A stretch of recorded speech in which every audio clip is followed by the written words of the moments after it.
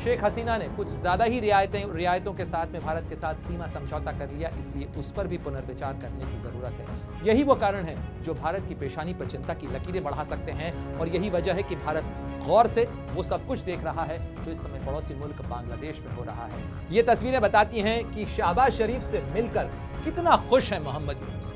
मोहम्मद यूनुस उन तमाम चीजों को दरकिनार कर देना चाहते हैं। वो लाल कालीन बिछा रहे हैं पाकिस्तान के शासकों के लिए। 5 अगस्त 2024 की इस तस्वीर ने भारत और बांग्लादेश के रिश्तों की तस्वीर बदल दी है। भारत और बांग्लादेश के रिश्तों के अंदर अब कड़वाहट और कसैलापन ज्यादा नजर आ रहा है और पाकिस्तान और बांग्लादेश के रिश्तों में दोस्ती और मिठास ज्यादा दिखाई दे रही है। क्या है इसकी वजह?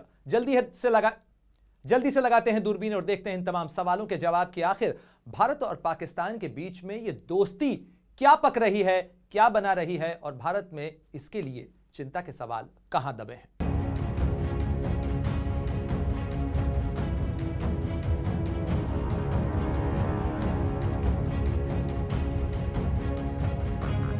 तो 5 अगस्त 2024 को बांग्लादेश से एक तस्वीर सामने आई जो ये थी और साथ ही एक तस्वीर सामने आई ये थी जो कि शेख हसीना की थी जो अब भारत में आ चुकी हैं।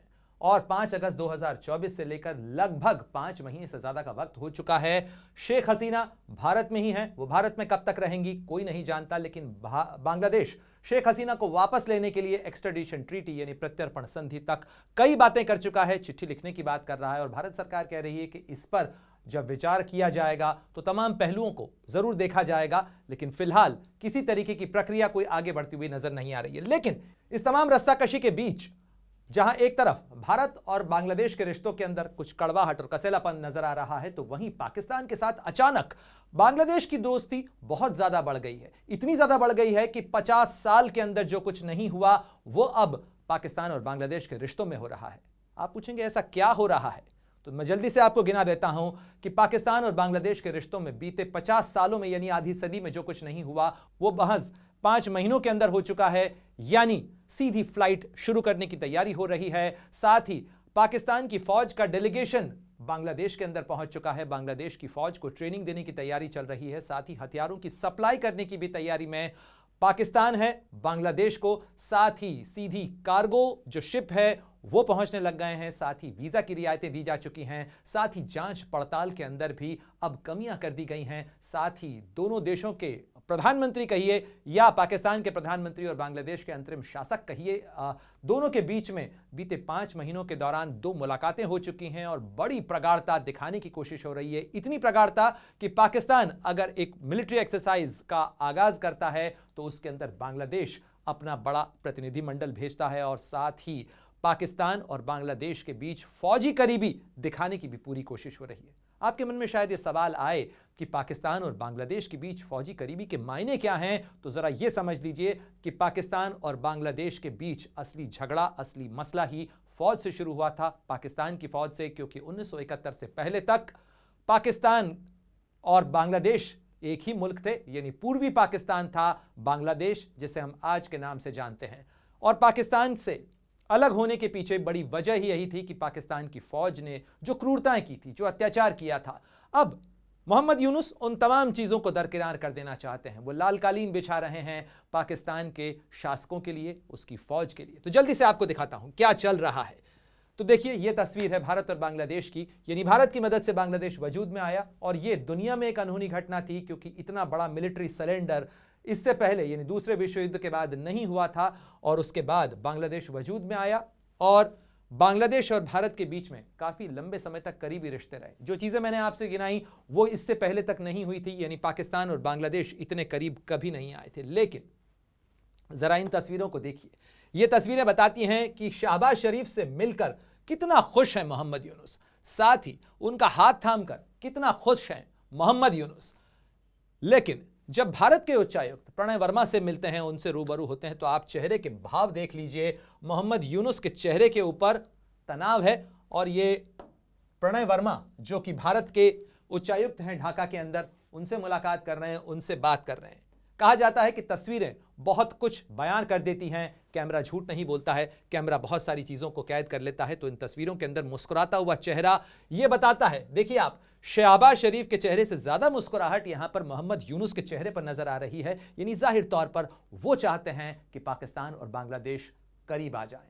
जाहिर तौर पर पाकिस्तान ये मौका कतई नहीं चूकना चाहेगा, क्योंकि उसका 1971 का घाव बहुत पुराना है और यही वजह है कि पाकिस्तान यहां तक, इस जगह तक पहुंच जाना चाहता है, बांग्लादेश के करीब पहुंच जाना चाहता है। और ये हैं पाकिस्तान के army chief general Asim Munir और उनके साथ हैं कमर हसन, जो कि सेकंड इन कमांड हैं बांग्लादेश की आर्मी के। यानी बांग्लादेश का जो सीनियर सेकंड मोस्ट ऑफिसर है वो इस पाकिस्तान के दौरे पर था और अकेले नहीं था, बल्कि अपने साथ एक सीनियर डेलीगेशन को लेकर गया था।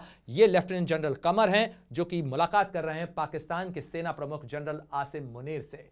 ये मुलाकात क्या कहती है? ये मुलाकात कहती है कि पाकिस्तान और बांग्लादेश के रिश्तों में जो पक रहा है उस पर भारत के लिए चेतावनी और चिंता की कुछ लकीरें जरूर हो सकती हैं। लेकिन भारत इस मामले को लेकर आगाह भी है और बाकायदा नजर भी बनाए हुए है, क्योंकि यही वजह है कि भारत ने बांग्लादेश के साथ लगी 4096 किलोमीटर की सीमा के ऊपर तारबंदी शुरू कर दी है।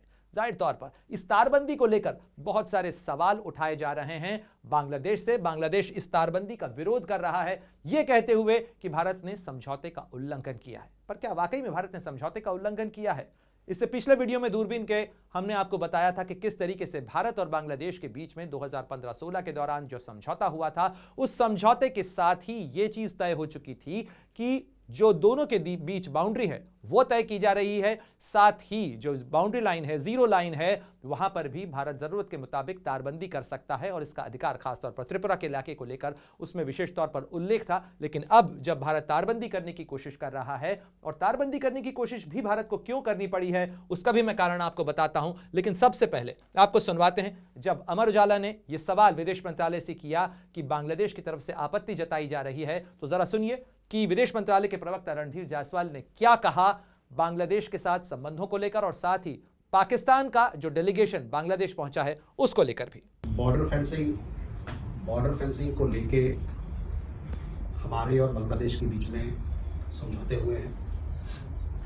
बॉर्डर फेंसिंग इसलिए ज़रूरी है ताकि वहाँ पर जो अपराधी, जो क्राइम रिलेटेड जो इंसिडेंट्स होते हैं उसको हम लोग बंद कर सके।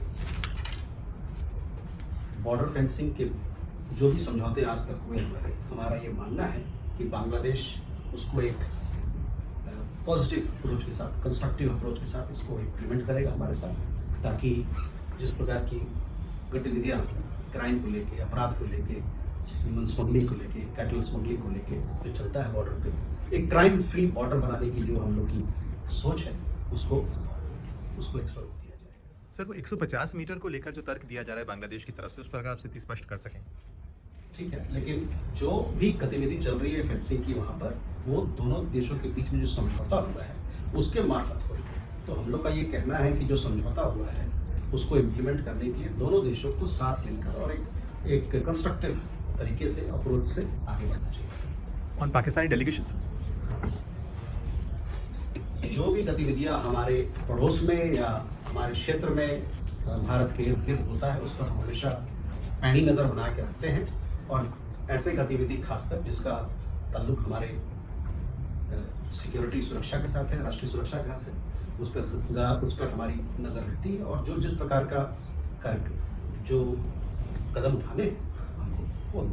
तो भारत को तारबंदी की जरूरत क्यों पड़ रही है वो भी जरा जल्दी से देख लीजिए, क्योंकि ये बीएसएफ की वो तस्वीरें हैं जो बीएसएफ ने सोशल मीडिया पर साझा की हैं, और खास तौर पर त्रिपुरा और पश्चिम बंगाल से लगती हुई जो सीमा का इलाका है बांग्लादेश के साथ, भारत की करीब 4096 किलोमीटर की सीमा है और वहां पर लगातार सीजर हो रहा है, नारकोटिक्स के खिलाफ एक पूरा अभियान चल रहा है। और आप देखिए कि यहां पर कई तस्वीरें हैं जो बताती हैं कि किस तरीके से नारकोटिक्स का कारोबार चल रहा है। नारकोटिक्स यानी नशीली दवाएं किस तरीके से भारत में भेजने की कोशिश हो रही है, और लगातार जो सीमा सुरक्षा बल है, बीएसएफ के जवान मुस्तैदी से ये सारा सीजर कर रहे हैं। ये सारी चीजें पकड़ी जा रही हैं, सरहद पर पकड़ी जा रही हैं, और ये तस्वीरें इस बात की गवाही देती हैं कि किस तरीके से ये जो काला कारोबार चल रहा है। और इसको रोकने के लिए जब भारत की तरफ से बाड़बंदी की जाती है, तो हाल ही में 18 जनवरी को वो तस्वीरें भी सामने आई जब बांग्लादेश की तरफ से, ग्रामीणों की तरफ से पत्थरबाजी की गई, पत्थर फेंके गए, खासतौर पर उन लोगों के खिलाफ जो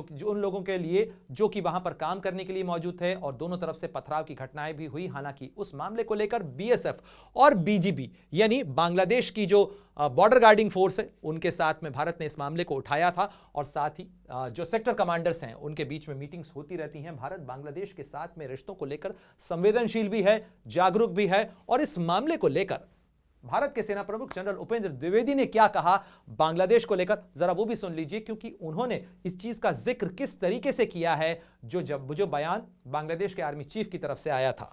Comment which has been given by the Bangladesh chief recently that India is strategically important to us, and same is vice versa. Bangladesh is strategically important to us.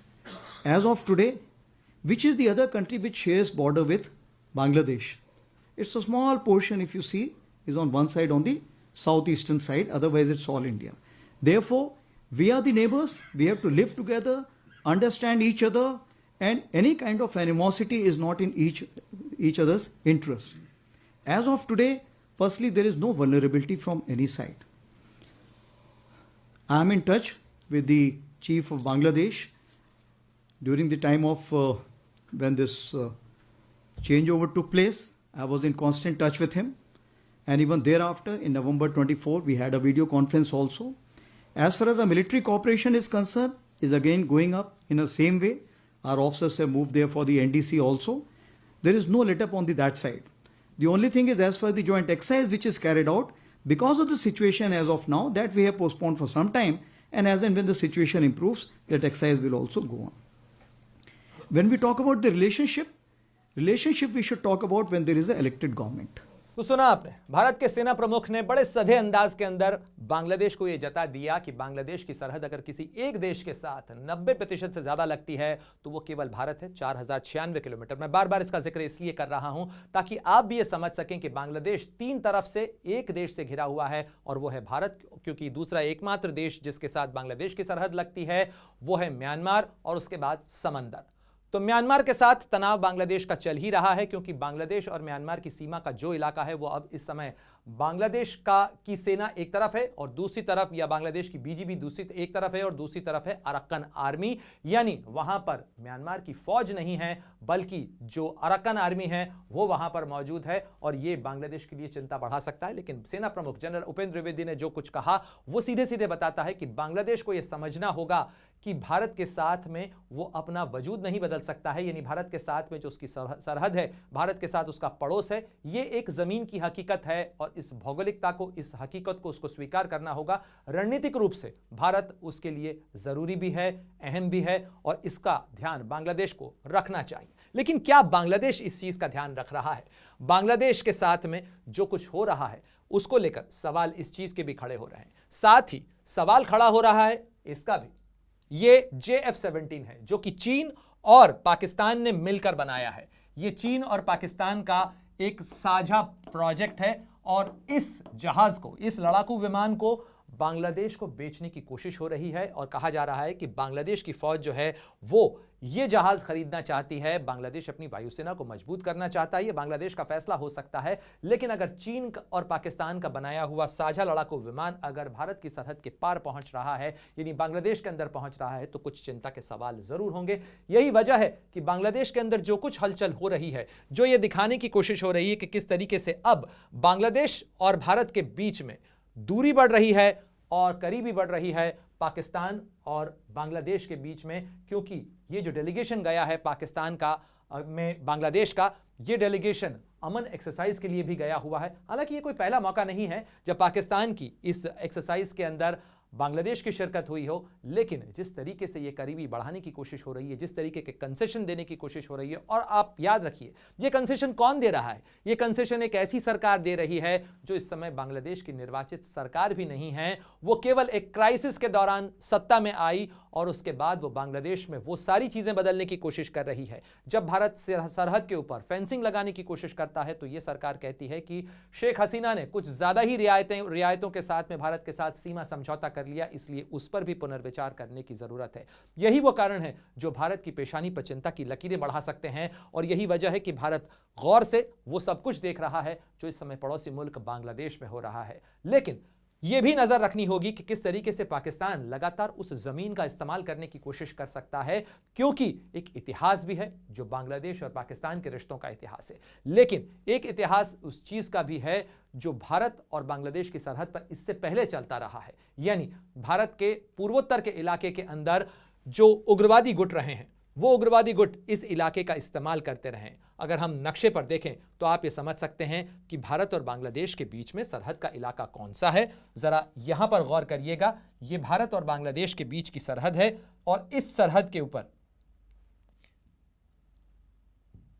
ये भारत और बांग्लादेश के बीच की सरहद है और इस सरहद पर यहां से लेकर ये पूरा जो इलाका है ये भारत और बांग्लादेश के बीच का इलाका है। यानी यहां से लेकर ये पूरा, यानी इतने सारे जो राज्य हैं, इतना सारा जो इलाका है, ये भारत और बांग्लादेश के बीच में यहां तक सरहद है। तो भारत और बांग्लादेश के बीच में ये जो सरहद है ये है 4096 किलोमीटर की सरहद। लेकिन इस सरहद के इस पार जो भारत है, वहां पर भारत की एक वल्नरेबिलिटी, भारत की एक जो चिंता है वो है इस सिलीगुड़ी कॉरिडोर को लेकर। लगातार सोशल मीडिया पर बहुत सारी खबरें चल रही हैं कि पाकिस्तान का जो डेलीगेशन इस समय ढाका पहुंचा है उसके अंदर पाकिस्तानी फौज के और यहां तक कि पाकिस्तानी आईएसआई के अधिकारी भी शामिल हैं। लेकिन उसको लेकर अभी बांग्लादेश की फौज की तरफ से, बांग्लादेश की सरकार की तरफ से किसी चीज के बारे में कुछ कहा नहीं गया है। लेकिन माना जा रहा है, ये भी खबरें चल रही हैं सोशल मीडिया के ऊपर कि पाकिस्तान का ये डेलीगेशन रंगपुर पहुंचा है। रंगपुर कौन सी जगह है जरा वो भी देख लीजिए, क्योंकि ये है रंगपुर का इलाका और ये रंगपुर का जो इलाका है ये भारत के लिए क्यों महत्वपूर्ण है, क्योंकि रंगपुर के इलाके से बेहद पास में है सिलीगुड़ी कॉरिडोर। और ये जो सिलीगुड़ी कॉरिडोर है, यानी ये जो इलाका जो कि पूर्वोत्तर के इलाके को जोड़ता है, ये सिलीगुड़ी कॉरिडोर है। और इस सिलीगुड़ी कॉरिडोर के इलाके के अंदर, यानी यहां से बांग्लादेश की सरहद लगती है और यहां पर जो है, अगर आप इसे नक्शे पर देखें तो आप देखेंगे, आप पाएंगे कि ये जो इलाका है ये भारत के लिए रणनीतिक लिहाज से कितना संवेदनशील इलाका है, क्योंकि यहां पर भूटान है, यहां पर सिक्किम है, यहां पर नेपाल है, ये भारत है, खासतौर पर ये बिहार का इलाका है और यहां से पश्चिम बंगाल के साथ साथ यहां पर जो है ये पश्चिम बंगाल है और यहां पर बांग्लादेश है। तो ये जो रंगपुर कॉरिडोर का इलाका है ये चिकन नेक इसलिए कहा जाता है कि यहां से, और ये है चाइना, और चीन ने जब 1962 के अंदर आक्रमण किया था तब भी इसी रूट का इस्तेमाल किया था। इसी इलाके से अरुणाचल प्रदेश और असम के इसी इलाके के अंदर जो है उसकी फौजें दाखिल हुई थीं इस इलाके के अंदर, और इसीलिए भारत के लिए ये इलाका बहुत संवेदनशील इलाका है। और खबर ये आ रही है कि रंगपुर के अंदर पाकिस्तान का, जो कि बांग्लादेश का यहाँ पर पोस्ट है, इसलिए बांग्लादेश के इस मिलिट्री स्टेशन के ऊपर इस इलाके के अंदर पाकिस्तान की फौज के अधिकारी विजिट करने के लिए पहुंचे हैं। इस खबर की कोई पुष्टि नहीं है, लेकिन नक्शे के ऊपर आपको यह दिखाने की कोशिश है कि अगर पाकिस्तान की सेना यहां पर जाने की कोशिश करती है तो उसके पीछे उसकी मंशा क्या हो सकती है। और इस मंशा के ऊपर सवाल इसलिए भी खड़े होते रहे हैं क्योंकि इससे पहले ऐसी कई घटनाएं हुई हैं, खासतौर पर 2006 से पहले के दौरान, कि इस पूरे इलाके के अंदर जो उग्रवादी संगठन है, खासतौर पर जो भारत के उत्तर पूर्व के इलाके के अंदर, पूर्वोत्तर के इस इलाके के अंदर सक्रिय रहे हैं, उन इलाकों के अंदर चाहे उल्फा हो या दूसरे उग्रवादी गुट हों, उनको यहां पर पनाह मिलती रही है। यहां पर सत्ता का निजाम बदलने के बाद, यानी शेख हसीना की सरकार आने के बाद, बांग्लादेश की सेना और भारत की सेना की तरफ से जो जॉइंट ऑपरेशन चलाए गए, उसके बाद इस इलाके के अंदर जो शरण स्थलियां थीं वो कम हुई हैं। लेकिन अगर ये शरण स्थलियां फिर से बढ़ाने की कोशिश की जाती है, यानी ये असम का इलाका है, यहां से मेघालय का इलाका है, इसके अलावा ये त्रिपुरा का बॉर्डर है, अगरतला का इलाका है, तो इस बॉर्डर के ऊपर अगर यहां पर उग्रवादी गुटों को, यानी भारत विरोधी जो उग्रवादी गुट हैं, उनको अगर एक बार फिर से पनाह मिलती है तो भारत के लिए चिंता की लकीरें बढ़ सकती हैं। खास तौर पर ऐसे में जब ये सवाल खड़े हो रहे हों कि पाकिस्तान आखिर इतनी दिलचस्पी क्यों ले रहा है बांग्लादेश के अंदर और उसके पीछे उसकी मंशा क्या है, क्या वाकई में कारोबार बढ़ाने की कोशिश है या पाकिस्तान आतंक का कारोबार एक नए प्लांट के साथ यहां खोलने की तैयारी कर रहा है। जाहिर तौर पर भारत की नजर इस पूरे मामले पर बनी हुई है और जैसा कि विदेश मंत्रालय के प्रवक्ता ने भी कहा कि भारत लगातार पैनी नजर बनाए हुए है, जो कुछ उसकी सुरक्षा के लिए जरूरी है उस पर नजर रखना उसकी जिम्मेदारी भी है और साथ साथ सतर्कता बरतना उसका ध्येय भी है। और यही वजह है कि भारत लगातार पाकिस्तान और बांग्लादेश के बीच बढ़ती करीबी और इस मुस्कुराहट के राज को अपनी नजर में बनाए हुए है। अमर उजाला जीवांजलि के सारथी की मदद लें और महाकुंभ में स्नान जरूर करें।